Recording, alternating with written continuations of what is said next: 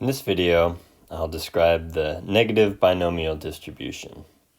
It's a direct extension of the geometric distribution, as we'll see.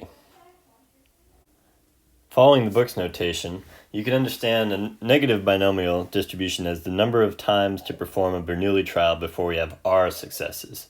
So the geometric distribution counted the number of times to repeat the experiment before you have exactly one success. Now instead of one success, we want R successes. So the example is, how many times do we need to roll a dice before we have rolled 3 ones? So here's what this sequence might look like. Here's an example of how we might roll the dice. We're rolling the dice. The first roll is a 6 that we see here, first roll.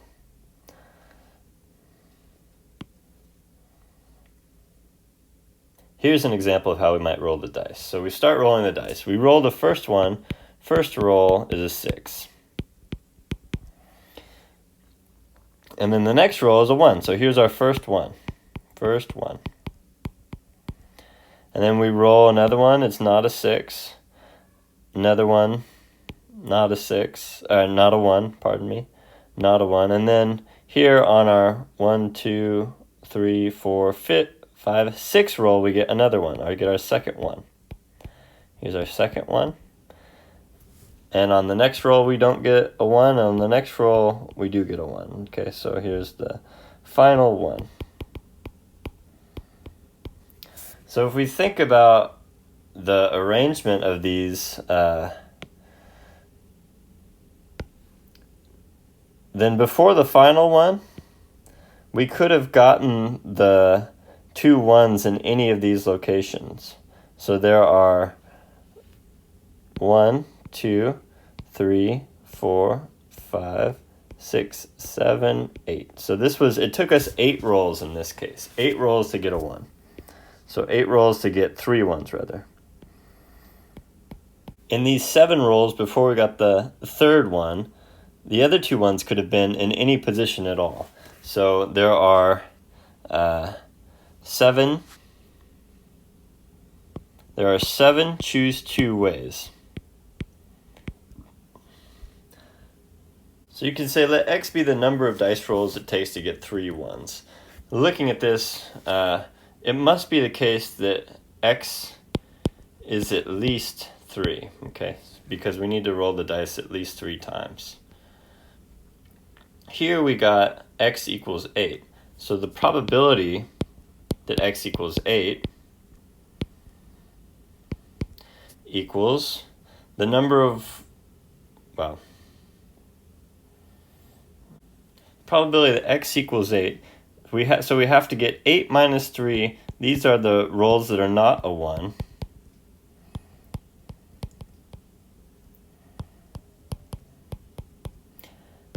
And we have to get 3 rolls that are 1s.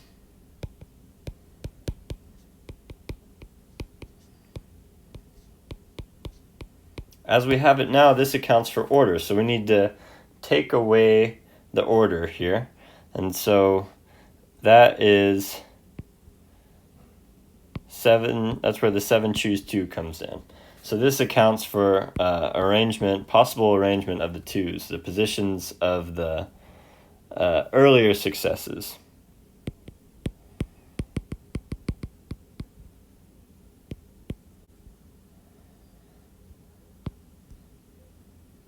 Probability x equals k is equal to k minus 1, choose 2, times the number of failures. So here this is 5, 6. These are the failures. We fail k minus 3 times. This is the probability of each success is 1/6, and that we need to get 3 of them, so 1/6 to the 3rd power. In general, we say that x is distributed as negative binomial with parameters r and p. So r is the number of successes we want to see. and P is the probability of success.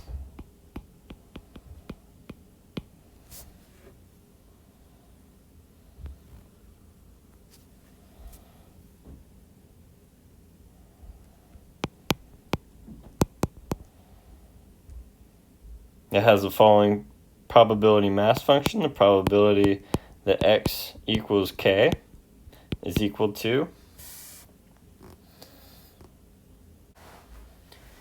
Here's the probability mass function in general. So these are the ways to arrange prior successes. We count those up. This first term gives the location of the early successes.